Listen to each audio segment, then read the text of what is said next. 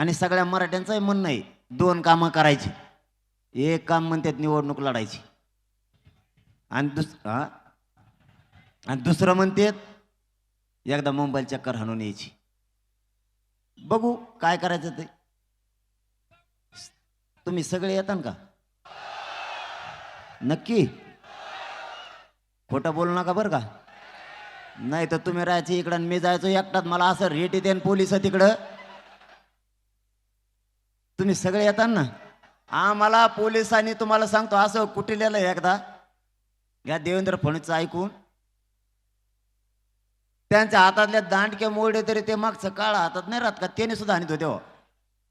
इतकं रेटचेचीला आम्हाला ते दोन्ही हाताने.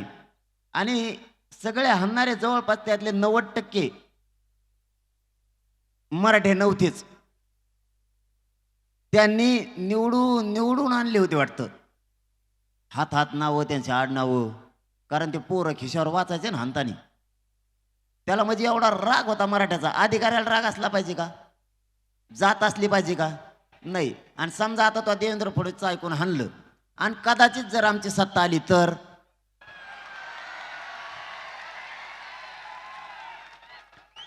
तुला आता लय झालं तर तो हाणल्याबद्दल तुला बढती दिली असं आणि दिली पण आमच्या आई बहिणीच्या छाताडात ज्यांनी गोळ्या घातल्या त्यांना बढती दिली.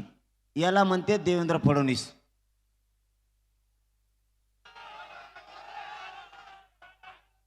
लोकांच्या आई बहिणीला जर मारलं तर तिथं बढती मिळती. आणि बऱ्याच जणाला बढती मिळाली. बऱ्याच जणाला म्हणण्यापेक्षा त्यातला एक बी घरी नाही. आता सगळेची सगळे बढत्या देऊन मोठाले अधिकार त्यांना दिलेत.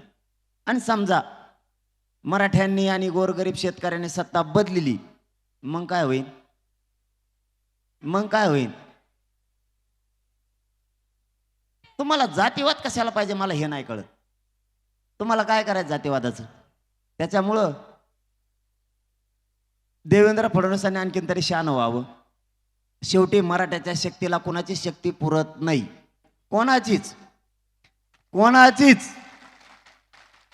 कारण लोकात म्हणे एकदा जर मराठे एक आले एक तर मराठे एक येतच नाहीत. आणि मराठे जर एक आले तर इतिहास घडतो.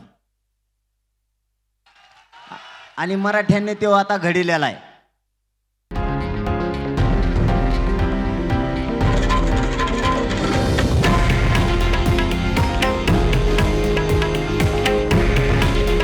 हे आहे देशातील नंबर 1 न्यूज नेटवर्क आणि आपण पाहत आहात TV9 मराठी. काळजी तुमची, हित महाराष्ट्राचं.